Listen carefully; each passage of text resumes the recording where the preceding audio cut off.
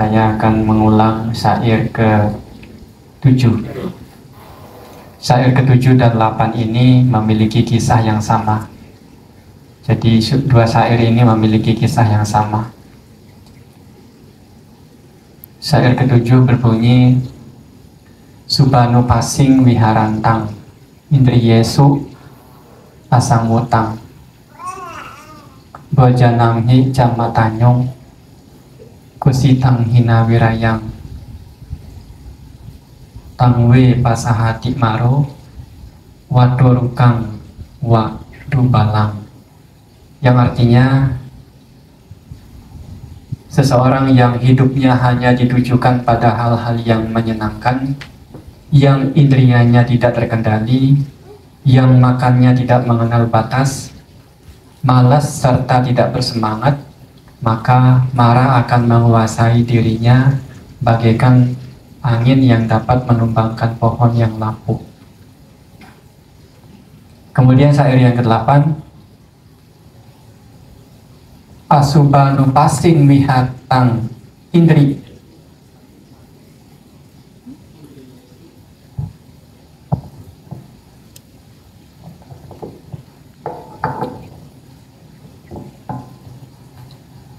Asubanu pasing wiharantang, Indri Yesu susang wutang, Bojanamhi jamatanyung, Sadang arada wiryang, Tangwe nak pasahati maro, Wado selang wak pabatang. Yang artinya, seseorang yang hidupnya tidak hanya ditujukan pada hal-hal yang menyenangkan, yang indrianya terkendali, yang makannya mengenal batas atau sederhana, yang penuh keyakinan dan penuh semangat, maka marah tidak akan menguasai dirinya, bagaikan angin yang tak dapat menumbangkan gunung karang. Nah, kemudian dua syair ini memiliki kisah tentang seorang pedagang yang bersaudara, yaitu Mahakala dan Culakala. Nah, suatu hari Mahakala dan Culakala ini, saudagar yang kembar, saudagar yang bersaudara ini, memiliki kesempatan untuk mendengarkan Dhamma Sang Buddha. Di akhir pembabaran Dhamma itu, mereka berdua meminta untuk ditapis menjadi biku. Kemudian singkat cerita, mereka berdua jadi biku, sama-sama menjadi biku. Mahakala giat dalam belajar dan berlatih, sehingga menjadi seorang arhat, sedangkan Culakala tidak. Nah, suatu hari Sang Buddha sedang melakukan perjalanan, kemudian sampai pada hutan Singsapa dekat kota Setavia. Mengetahui bahwa Sang Buddha dan para biku berada di kota Setavia, istri dari Culakala mengundang makan Sang Buddha beserta para biku, termasuk Mahakala dan Culakala. Karena mantan istrinya mengundang makan, maka Culakala meminta izin pulang duluan untuk mempersiapkan segala sesuatunya dengan baik. Sesampainya di rumah, istrinya merayu, membujuk untuk kembali menjadi berumah tangga. Akhirnya kena rayuan istrinya, maka Culakala melepas jubah kembali sebagai berumah tangga. Singkat cerita, Sang Buddha sampai menerima di rumahnya untuk menerima dana makan. Karena Culakala berhasil dibujuk oleh para istrinya, istri Mahakala juga iri hati, ingin suaminya kembali.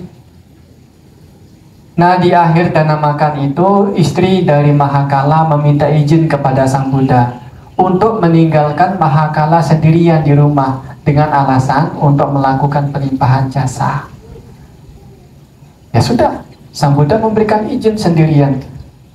Kemudian Sang Buddha dan para biku yang lain kembali ke wihara. Para biku protes, Bante, kenapa memberikan izin kepada Mahakala Nanti seperti adiknya Julakala, dibujuk sama istrinya kembali ke rumah tangga. Sang Buddha hanya tersenyum dan memberikan jawaban, tidak mungkin. Tidak mungkin Mahakala akan kembali menjadi berumah tangga, karena Mahakala sudah menjadi seorang arhat, sedangkan Julakala belum. Dua bersaudara ini memiliki kedewasaan batin yang berbeda, tingkat spiritual yang berbeda. Julakala masih lemah, malas, dan tak bersemangat, sedangkan Mahakala adalah orang yang penuh keyakinan dan bersemangat. Mahakala bagaikan gunung karang yang tidak dapat ditumbangkan oleh angin, sedangkan Julakala bagaikan pohon yang lapuk yang dapat ditumbangkan oleh angin.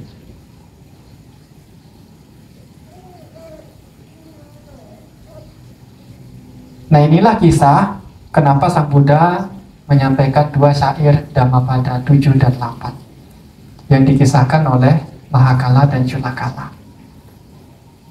Nah, Bapak Ibu, pada kehidupan saat ini juga masih relevan, masih bisa kita praktekkan. Apabila kita memiliki indera yang terkendali, mata yang terkendali, hidung yang terkendali, telinga yang terkendali, mulut yang terkendali, badan jasmani yang mampu kita kendalikan, kemudian makan mengenal batas. Kenapa harus dibatasi, Bante? Coba kalau makan kebanyakan, bukannya sehat, tetapi malah sakit. Tidurnya tidak enak, duduknya tidak enak, kerja juga malas, sehingga malas dan tak bersemangat. Nah, oleh karena itulah apabila kita mampu menjaga dan mengendalikan indera kita dengan baik, kemudian penuh keyakinan dan bersemangat serta sederhana dalam hal makanan, maka kita bagaikan gunung karang yang tak bisa diombang-ambing oleh badai, oleh angin. Kita akan berdiri kokoh di tengah-tengah kehidupan kita saat ini. Oleh karena itulah ini renungan pada pagi hari ini, semoga kita bisa menjadi seperti gunung karang yang tidak dapat ditumbangkan oleh angin. Semoga kebajikan yang Bapak Ibu lakukan di pagi hari ini maupun di hari-hari yang lain membawa keberkahan dalam bentuk kesehatan, usia panjang, kekuatan, dan kebahagiaan. Semoga segala harapan, segala cita-citanya segera menjadi kenyataan. Semoga para dewa, para makhluk yang bersemayam di wihara ini, di rumah, di toko, di kantor, di tempat kerja turut berbahagia. Semoga para leluhur, ayah, ibu, sanak keluarga yang sudah meninggal turut berbahagia. Semoga semuanya berbahagia.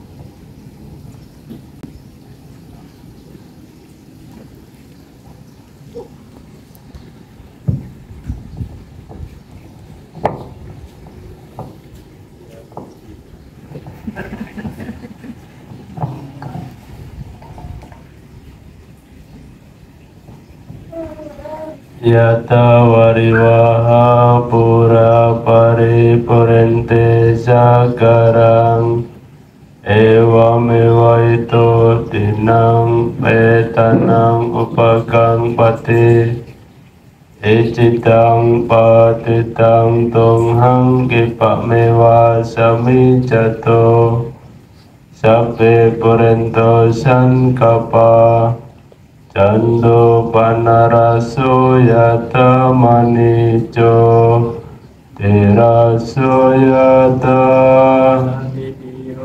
Wewa janto saparoko winasato mate bawatwantara Sukiti kayoko bawa biwadana silesane Woda paca yino jataro dhammawan Tiayo wano sukang Baklang bawatu sabba manggalang rakanto sabba deva sabba buddhanubhavena satta sote bhavantu te bhavatu galang rakanto sabba devata sabba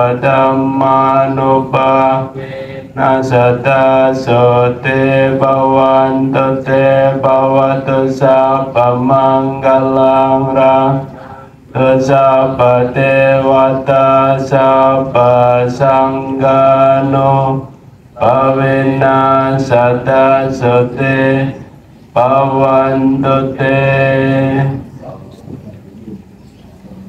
Ya, anumodana.